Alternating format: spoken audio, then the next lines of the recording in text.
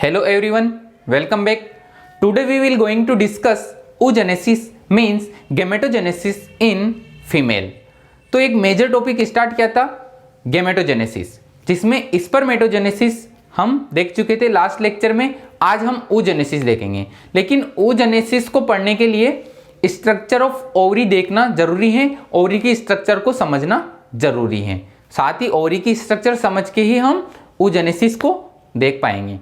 तो topic start करने से पहले अगर आप चैनल पर नए हो तो सब्सक्राइब कर लीजिए, ताकि इस चैप्टर के जो भी नेक्स्ट वीडियो अपलोड होंगे चैनल पर उसकी इंफॉर्मेशन आपको मिल जाएगी। साथ ही अपने फ्रेंड्स को भी जोड़िए ताकि उनको भी फायदा हो। तो शुरू करते हैं topic structure of ovary and oogenesis। तो स्ट्रक्चर ऑफ ओवरी देखेंगे हम, तो इसमें हमारे मन में आने वाले सामान्य क्वेश्चंस क्लियर हो जाएंगे कि फीमेल के अंदर जो दो ओवरी प्रेजेंट हैं, क्या वो दोनों एक साथ ओवम रिलीज करती हैं, क्या वो अल्टरनेटली ओवम रिलीज करती हैं, कितने ओवम रिलीज करती हैं, स्ट्रक्चर क्या है, क्या क्या इवेंट्स शो होते हैं पूरे मंथ के अंदर, ये सारे जनरल क्वेश्चंस यहाँ से क्लियर हो जाएंगे। साथ ही हम डिफरेंस देख पाएंगे कि स्पर्मेटोजेनेसिस एंड oogenesis में क्या डिफरेंस है।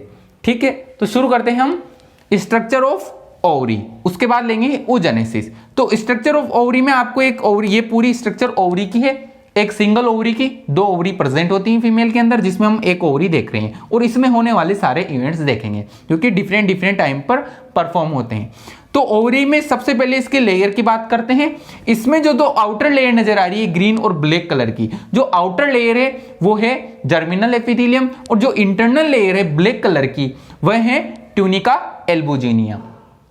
तो एक डिफरेंस नजर आया होगा आपको यहाँ पर कि जो स्पर्मेटोजेनेसिस था जिसमें हमने स्ट्रक्चर देखी थी टेस्टिस की, तो वहां पर टेस्टिस के अंदर जो प्रेजेंट सेमनिफेरस ट्यूब्यूल्स हैं, जो लाइन किए हुए हैं वहां पर सेल्स स्पर्मेटोगोनिया, उनसे प्रोडक्शन होता है स्पर्म का। तो क्या बात समझ में आती है कि जो जर्मिनल एपिथेलियम है स्पर्मेटोगोनिया के रूप में वह सेमनिफेरस ट्यूब्यूल्स के अंदर प्रेजेंट है और सेमनिफेरस ट्यूब्यूल्स टेस्टिस के अंदर प्रेजेंट है, लेकिन यहां पर जो जर्मिनल एपिथेलियम है वह ओवरी के बाहर है। तो एक डिफरेंस तो ये हो गया यहाँ पर। दूसरा डिफरेंस ये है कि जो ये जर्मिनल एपिथेलियम है यह oogonia का प्रोडक्शन नहीं करती, जबकि वहां पर जो जर्मिनल एपिथेलियम है वही स्पर्मेटोगोनिया होती है। तो दूसरा डिफरेंस यहाँ पर फंक्शन में आता है। साथ ही ओवरी में जो ये डॉट डॉट नजर आ रहे हैं रेड कलर के, ये स्ट्रोमल सेल्स कहलाती हैं जो पूरी ओवरी में फैली हुई हैं। और ओवरी दो भागों में बटी रहती हैं। जो ओवरी का मिडल वाला हिस्सा जहां पर blood vessels, lymphatic, nerve fibres आते हैं वो ओवेरियन मेडुला कहलाता है। बाकी का शेष भाग ओवेरियन कॉर्टेक्स कहलाता है, जिसमें स्ट्रोमल सेल्स भरी हुई रहती हैं। डेंस अरेंजमेंट पाया जाता है स्ट्रोमल सेल्स का। ठीक है, और इन्हीं स्ट्रोमल सेल्स के बीच बीच में पाई जाती हैं oogonia, जो यहाँ पर चार दिखाई गई हैं स्ट्रक्चर में। तो इन स्ट्रोमल सेल्स जो रेड कलर के डॉट है, इन स्ट्रोमल सेल्स के बीच बीच में oogonia प्रेजेंट होती हैं। ठीक है, तो अभी तक दो डिफरेंस देखे हमने स्पर्मेटोजेनेसिस एंड oogenesis के बीच में। जो फीमेल के अंदर जर्मिनल लेयर है वो ओवरी के बाहर एक सरफेस लेयर के रूप में, जबकि मेल के अंदर जो जर्मिनल एपिथेलियम है वो टेस्टिस के अंदर है, सेमनिफेरस ट्यूब्यूल्स के अंदर, और उनको लाइन किए हुए हैं। दूसरी बात आती है फंक्शन की कि मेल के अंदर जो स्पर्मेटोजेनेसिस का प्रोसेस है वो स्पर्मेटोगोनिया के द्वारा होता है शुरू, लेकिन यहां पर जो oogenesis का प्रोसेस है उसमें ये जर्मिनल एपिथेलियम का कोई रोल नहीं है। यहां पहले से ही oogonia प्रेजेंट है ओवरी के अंदर, जिनमें oogenesis का प्रोसेस स्टार्ट होता है। साथ ही अगर इस प्रोसेस की बात करें तो मेल के अंदर ये प्रोसेस स्टार्ट हो जाता है प्यूबर्टी आने पर। मेल के अंदर जो स्पर्मेटोजेनेसिस का प्रोसेस स्टार्ट होता है, मतलब जो स्पर्मेटोगोनिया होती हैं वह स्पर्म में चेंज होती हैं, वह कब शुरू होता है ये प्रोसेस? प्यूबर्टी आने के बाद, मतलब 13 से 14 साल की उम्र में। लेकिन फीमेल के अंदर यह प्रोसेस उसकी एम्ब्रियोनिक स्टेज में ही स्टार्ट हो जाता है। कहने का अर्थ है कि फीमेल के अंदर जो ओवम बनने वाला प्रोसेस है, जो फीमेल के अंदर ओवम रिलीज होता है हर मंथ, वह जो ओवम बनने वाला प्रोसेस है वह उस फीमेल की भ्रूणावस्था में ही स्टार्ट हो जाता है। मतलब जो ये फीमेल एम्ब्रियो होता है यह फीटस अवस्था में होता है अपनी फीमेल के अंदर, अपनी माता के अंदर, तभी यह प्रोसेस स्टार्ट हो जाता है। क्या आपको बात समझ में आ रही है? कहने का अर्थ यह है कि जो फीमेल एम्ब्रियो होता है, मादा भ्रूण, वह अपनी माँ के गर्भ में होता है तभी उसके अंदर oogenesis का प्रोसेस स्टार्ट हो जाता है। लेकिन मेल के अंदर ऐसा नहीं होता। मेल के अंदर स्पर्मेटोजेनेसिस कब शुरू होता है? प्यूबर्टी आने पर, मतलब 13-14 साल की उम्र में। तो ये यहाँ पर एक मेजर डिफरेंस है इस गैमेटोजेनेसिस की प्रोसेस से स्टार्टिंग से रिलेटेड। ठीक है, तो एक मेजर डिफरेंस ये भी है। तो बात करते हैं हम oogonia से बात स्टार्ट कर रहे हैं अपनी। एनसीईआरटी के पॉइंट सारे क्लियर करेंगे। तो यहाँ पर एक million of couples, A couple of millions gamete mother cells present होती है। गैमेट मदर सेल्स कौन है? oogonia, जो कि यहाँ पर 4 शो हो रही हैं। ये कितनी है स्टार्टिंग में, एम्ब्रियोनिक स्टेज में? A couple of million gamete mother cell कहाँ प्रेजेंट है? ओवरी के अंदर। ए कपल ऑफ मिलियन से हम कितनी संख्या मान सकते हैं? लगभग 5 से 7 लाख। इसकी कोई प्रॉपर मतलब एक एक्यूरेट काउंट नहीं है, लेकिन एनसीईआरटी बोलती है a couple of million gamete mother cell, जो कि कौन है? oogonia, वो प्रेजेंट होती है ओवरी के अंदर। और इनमें स्टार्ट होता है oogenesis की प्रोसेस। कब स्टार्ट होती है? एम्ब्रियोनिक स्टेज में ही। लेकिन मेल में कब स्टार्ट होती है? प्यूबर्टी आने पर।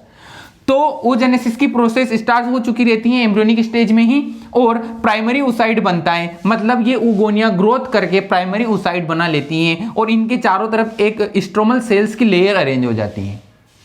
तो primary oocyte arrested in prophase 1 of meiotic division 1, मतलब जब ग्रोथ स्टार्ट होती है, इसका मैच्योरेशन स्टार्ट होता है, ग्रोथ करके इसने क्या बना ली? Primary oocyte। और ये प्राइमरी oocyte जब इस मैच्योरेशन शो करता है, जब इसमें मेयोटिक डिवीजन फर्स्ट होता है, तो यह इसकी प्रोफेस फर्स्ट स्टेज में ही अरेस्ट हो जाता है। अरेस्ट होने से मतलब है कि यह आगे के इवेंट्स शो नहीं करता है। अरेस्ट होने का मतलब है जहां का जहीं उसी कंडीशन में रुक जाता है। कौन?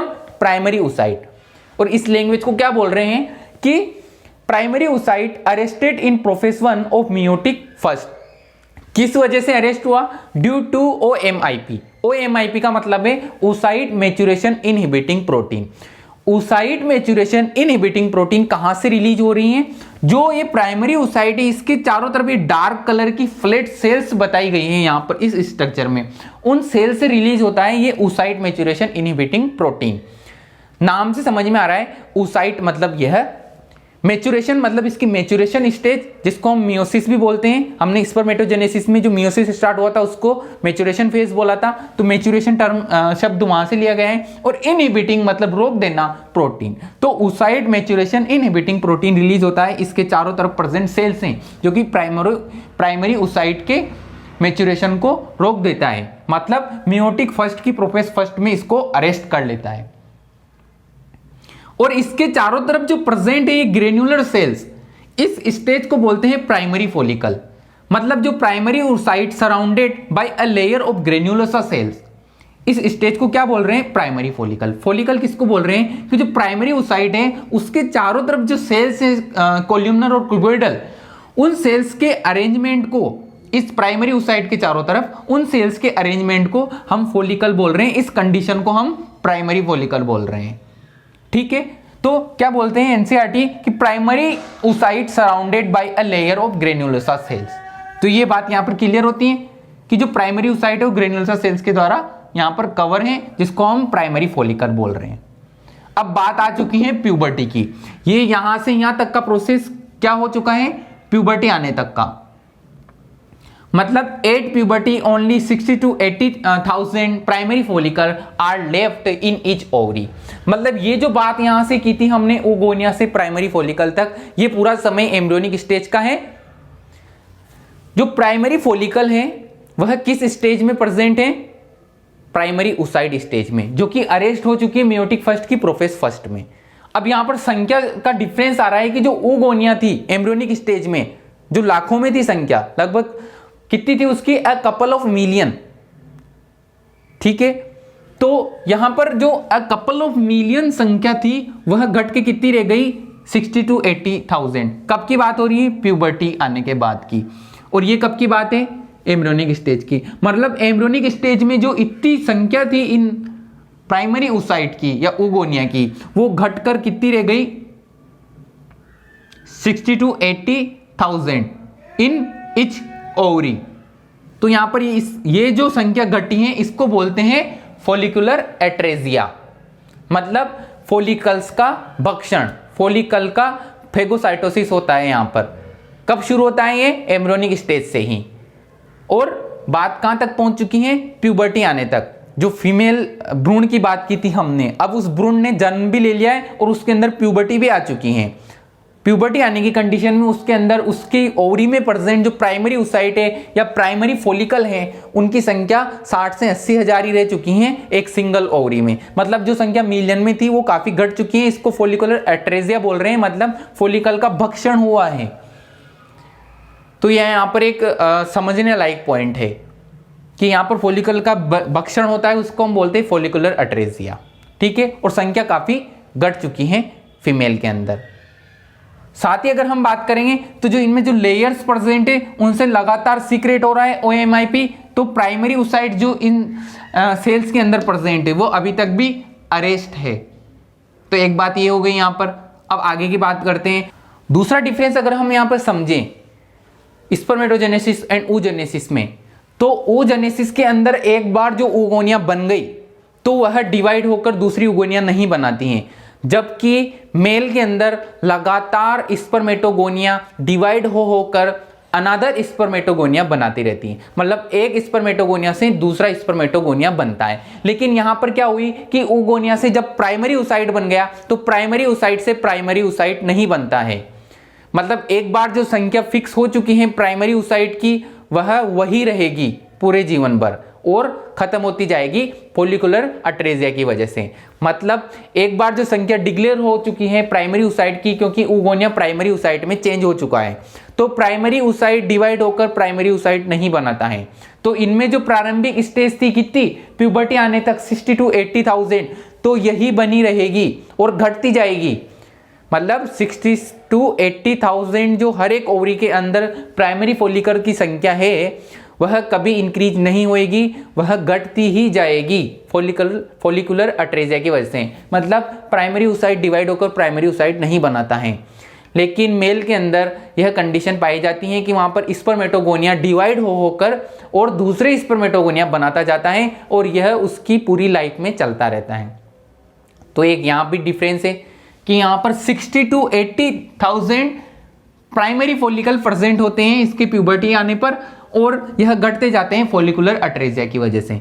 लेकिन जो 60 to 80,000 प्राइमरी फॉलिकल है यह उसकी 50 इयर्स ओल्ड की एज में प्रेजेंट होते हैं। मतलब जो फीमेल है यह फॉलिकल उस जब तक वह 50 वर्ष की नहीं हो जाती मीनोपोज तक, उसके फर्स्ट पीरियड को मिनार्क बोलते हैं और आखिरी पीरियड को मीनोपोज बोलते हैं, जब उसके पीरियड रुक जाते हैं 50 साल की उम्र में।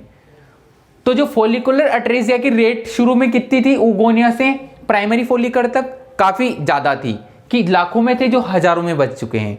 और एज डिफरेंस कितना है, 13-14 साल, क्योंकि प्यूबर्टी आने तक की बात कर रहे हैं। मतलब उसके एम्ब्रियोनिक स्टेज से प्यूबर्टी आने तक 13-14 साल की उम्र में, उसमें जो फॉलिकुलर एट्रेजिया की रेट थी वो ज्यादा थी, लाखों में थे जो हजारों में बच गए, एक ओवरी में 60 से 80 हजार ही बचे हुए हैं।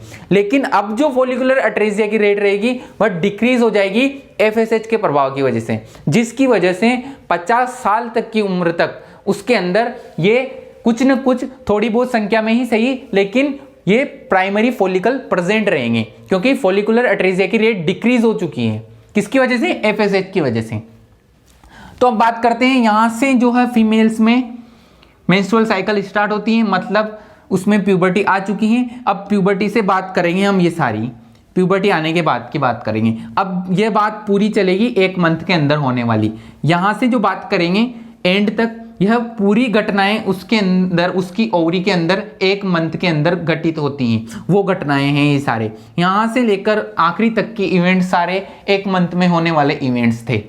यहां से लेकर यहां तक के इवेंट्स प्यूबर्टी आने तक के थे, एम्ब्रियोनिक स्टेज से प्यूबर्टी आने तक के। लेकिन यहां से जो अब इवेंट्स होंगे वो एक मेंस्ट्रुअल साइकिल के इवेंट हैं, तो उन इवेंट्स की बात कर रहे हैं। अब क्या होएगा कि प्यूबर्टी आ चुकी है, उसके अंदर FSH का सिक्रेशन होएगा। FSH के सिक्रेशन की वजह से इसमें आगे डेवलपमेंट शुरू हो जाएगा, मेंस्ट्रुअल साइकिल का डेवलपमेंट शुरू हो जाएगा।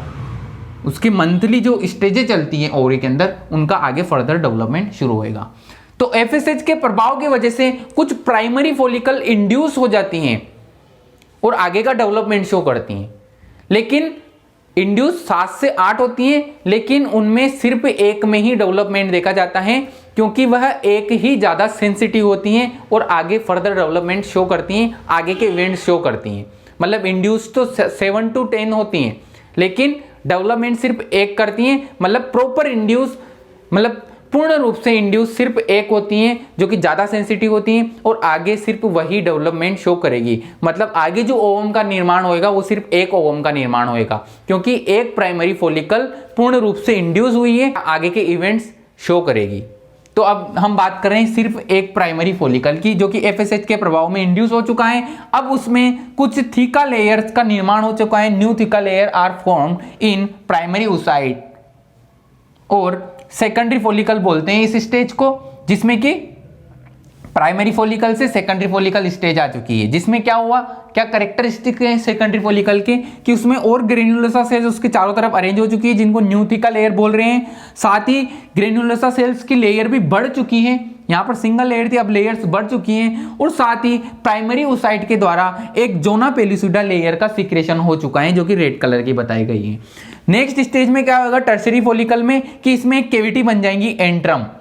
ये कैविटी इन ग्रेन्युलोसा सेल्स के बीच में एक कैविटी बन जाएगी, जिसको एंट्रम बोलते हैं, जो कि टर्सरी फॉलिकल का कैरेक्टरिस्टिक्स है। कि टर्सरी फॉलिकल के अंदर जो फॉलिकल होता है, सेकेंडरी फॉलिकल से जो टर्सरी फॉलिकल बनता है, उस टर्सरी फॉलिकल के अंदर एंट्रम बन जाती है। साथ ही जो थीका लेयर्स होती हैं वो भी डिवाइड होकर 2 थीका लेयर में चेंज हो जाती हैं, एक्सटर्नल थीका लेयर और इंटरनल थीका लेयर। जो एक्सटर्नल थीका लेयर होती है वो कोलेजन फाइबर की बनी होती है, और जो इंटरनल थीका लेयर होती हैं वह सेल्यूलर होती हैं। तो ये डिफरेंस आ गया यहाँ पर। आगे फर्दर अब ये बात हो चुकी है 13th डे की। यहाँ पर कौन सा दिन आ गया है, उसके मेंस्ट्रुअल साइकिल का 13th डे, उसके पूरे मंथ का 13th डे। अब 13th डे पे क्या होगा, ड्यू टू एलएच और एफएसएच सर्ज। एलएच और एफएसएच सर्ज होगा, मतलब एलएच और एफएसएच की क्वांटिटी बढ़ जाएगी, उनका सिक्रेशन होएगा ब्लड के अंदर, तो ओएमआईपी स्टॉप हो जाएगा। जो ग्रेन्युलोसा सेल्स जो oocyte है उसके चारों तरफ जो सेल्स अरेंज है, उनसे जो ओएमआईपी सीक्रेट हुआ था, जिसने उसकी स्टेज को अरेस्ट कर लिया था, कहां पर, मेयोटिक फर्स्ट की प्रोफेज फर्स्ट में।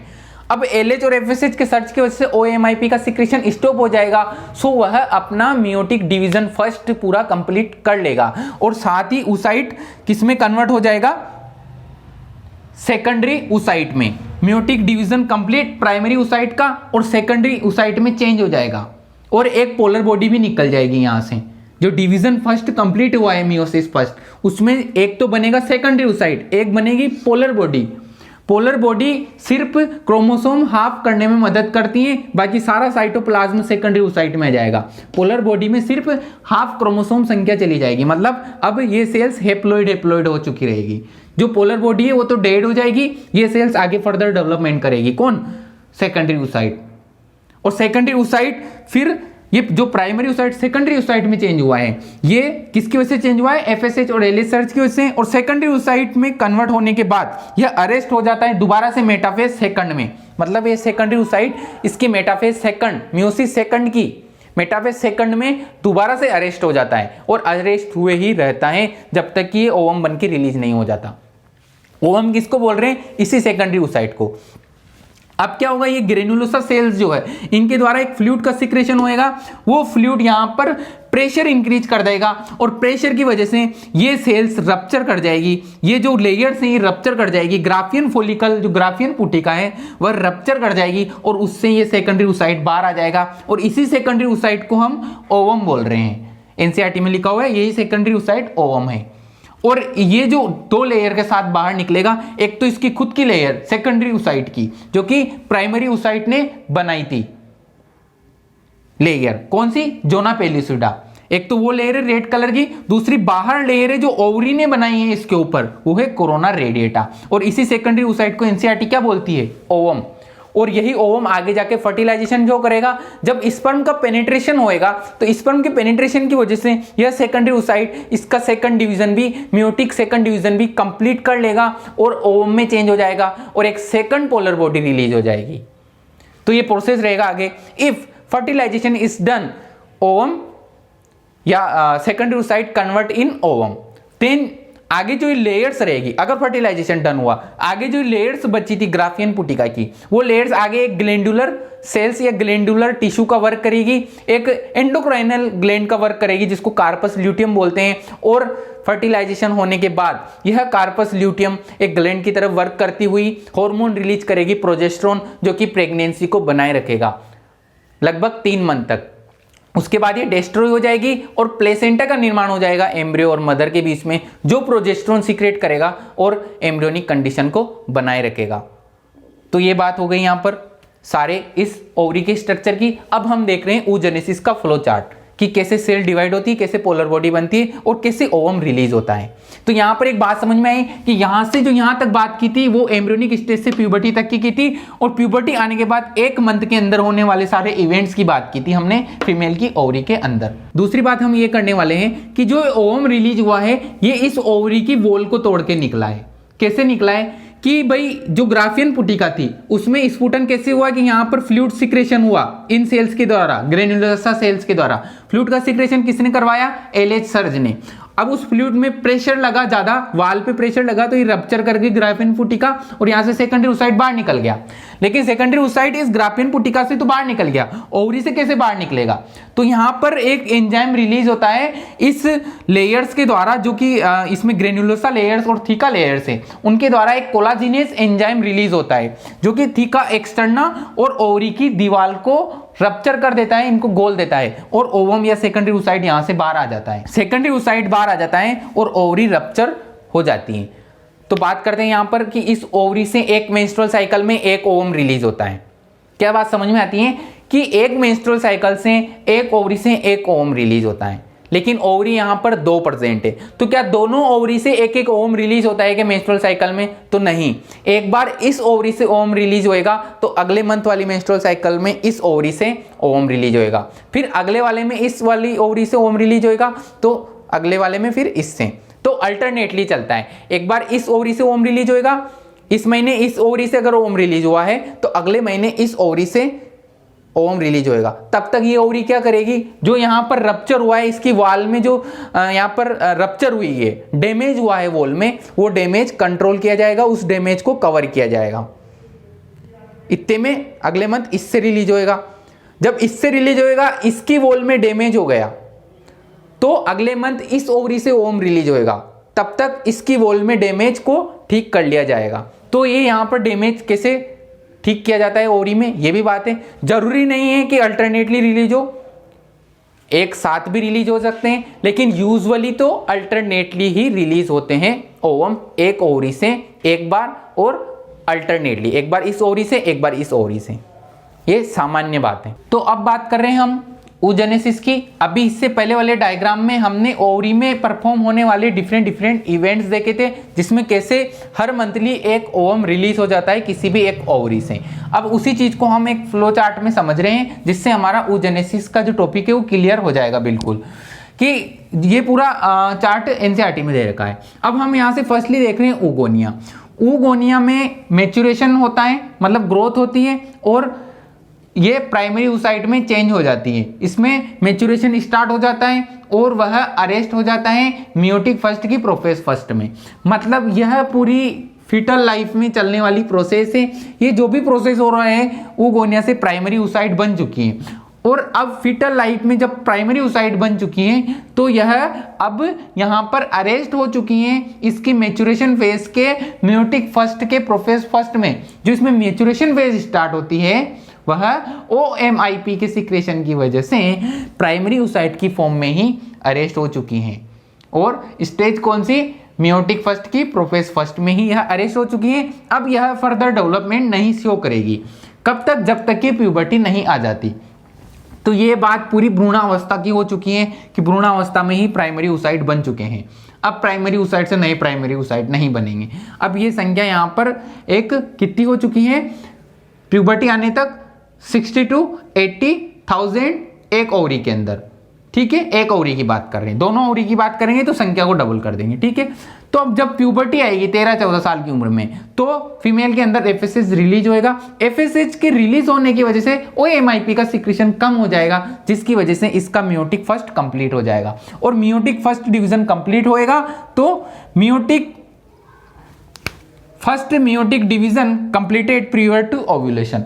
ओव्यूलेशन जो 14th डे के अंदर 14th डे पर होता है, जो मेंस्ट्रुअल साइकिल चलती है उसके 14th डे पे ओव्यूलेशन होता है, तो ओव्यूलेशन से जस्ट पहले ही इसका मियोटिक फर्स्ट कंप्लीट हो जाएगा, क्योंकि 13वें दिन पर एलएच एफएसएच सर्ज होता है। तो एलएच और एफएसएच सर्ज की वजह से इसका मियोटिक डिवीजन फर्स्ट जो है वह कंप्लीट हो जाएगा। एक पोलर बॉडी बनेगी जो कि हाफ क्रोमोसोम संख्या ले जाएगी, और दूसरी वाली भी जो ये सेकेंडरी ओसाइड बनेगा, ये कितने क्रोमोसोम ले जाएगा?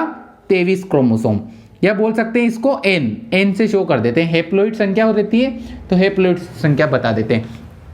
जो पोलर बॉडी बनेगी वो सिर्फ क्रोमोसोम संख्या ले जाएगी हाफ, और उसमें साइटोप्लाज्म नहीं जाएगा। साइटोप्लाज्म सारा इसमें जाएगा, किसमें? सेकेंडरी ओसाइट में। अब यह सेकेंडरी ओसाइट भी अरेस्ट हो चुका है मेटाफेज 2 में, मियोटिक 2 की मेटाफेज 2 में अरेस्ट हो चुका है, अभी अरेस्ट ही रहेगा। और सेकेंडरी ओसाइट ग्राफियन फोलिका से रिलीज हो जाएगा। इसका क्या होएगा? ग्राफियन फोलिका जो है उसमें स्पुटन होएगा, और सेकेंडरी ओसाइट की फॉर्म में ये रिलीज हो जाएगा, या बोल सकते हैं कि ओवम रिलीज हो जाएगा। ठीक है, या बोल सकते हैं कि इसका डिवीजन कंप्लीट हो जाएगा। यूजुअली इसका डिवीजन जो है पूर्ण रूप से कंप्लीट नहीं होता है, या सेकेंडरी ओसाइट की फॉर्म में ही ओवम रहता है। जब स्पर्म पेनेट्रेट करता है तब जाके इसका ये डिवीजन कंप्लीट होता है। लेकिन एनसीईआरटी इसको बोल रही है सेकेंडरी ओसाइट को ही ओवम, तो हम ये मान के चलते हैं कि यहाँ पर इसका डिवीजन कंप्लीट होता है, और एक सेकंड पोलर बॉडी निकल जाती है, और एक एन मतलब हेप्लोइड ओवम रिलीज हो जाता है। अब इसका आगे जाके फर्टिलाइजेशन हो सकता है, या फिर ये आगे जाके डिस्ट्रॉय हो जाएगा। अगर स्पर्म आएंगे तो इसका फर्टिलाइजेशन होएगा, और स्पर्म नहीं आएंगे तो यह डिस्ट्रॉय हो जाएगा। तो ये पूरा फ्लो चार्ट में समझ में आया होगा कि कैसे oogonia से प्राइमरी oocyte तक फीटल लाइफ पाई जाती है। फिर प्यूबर्टी आने पर एफएसएच के प्रभाव में जो है मेंस्ट्रुअल साइकिल स्टार्ट होती है, और मेंस्ट्रुअल साइकिल स्टार्ट होने पर 13वें दिन जब एलएच एफएसएच सर्ज होता है तो इसका मियोटिक डिवीजन फर्स्ट कंप्लीट हो जाता है। फिर एक पोलर बॉडी निकलती है और सेकेंडरी oocyte में चेंज हो जाता है। सेकेंडरी oocyte से फिर डिवीजन स्टार्ट होता है, और एक ओवम रिलीज होता है, और सेकेंडरी या सेकंड पोलर बॉडी रिलीज हो जाती है, और ओवम जो है हेप्लोइड होता है। क्यों होता है? क्योंकि यह मियोटिक डिवीजन है, यहाँ पर क्रोमोसोम संख्या हाफ रह जाती है। ठीक है, तो ये फ्लो चार्ट से हमारा oogenesis कंप्लीट। नेक्स्ट लेक्चर में हम देखेंगे मेंस्ट्रुअल साइकिल।